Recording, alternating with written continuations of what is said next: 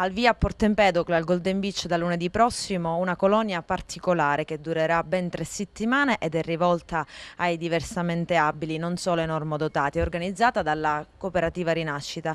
Da cosa nasce quest'idea? È da molto che ci occupiamo di questa fascia che noi chiamiamo bambini speciali, ragazzi, e perché finendo la scuola non c'è niente per loro, rimangono a casa e per dare un supporto anche alle famiglie. Abbiamo voluto fare questa cosa con tutte le nostre forze, l'abbiamo in una settimana. Abbiamo fatto tutto di corsa, ci siamo rivolti a dei sponsor anche che ci hanno aiutato perché soldi non ce n'è.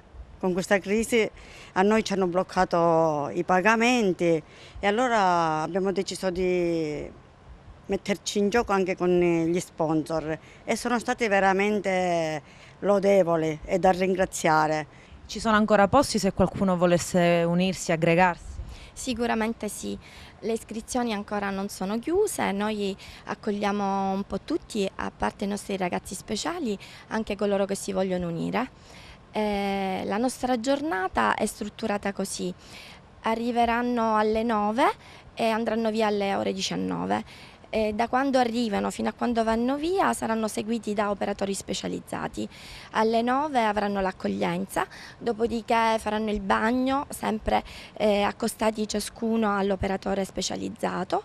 Dopo il bagno c'è l'animazione con balli di gruppo, con Zumba, e abbiamo Filippo De Caro che ci collabora come animatore, Giusy Presti. E poi tanti altri operatori che sono operatori OSA, che fanno parte anche del progetto Disabili Gravissimi. Certamente i ragazzi non avranno degli spazi vuoti, ma non si annoieranno sicuramente. Loro poi avranno il pranzo da condividere e dopo il pranzo avranno un po' di pausa, di siesta. Dopo la siesta di nuovo ricominciamo con l'animazione, poi avranno la merenda. E nel frattempo sempre animazione che non creerà dei buchi che loro possano annoiarsi. Alle 19 poi ritornano a casa e coloro i quali hanno problemi noi li prendiamo e li accompagniamo poi a casa. Quindi tutto fatto ad hoc per loro affinché noi possiamo essere veramente di aiuto a queste famiglie che si trovano in difficoltà e che sicuramente nel nostro progetto avranno a che ben usufruirne, perché sicuramente nasce proprio per loro, dalla nostra sensibilità, perché noi è da tanto che lavoriamo con loro e ci lavoriamo col cuore.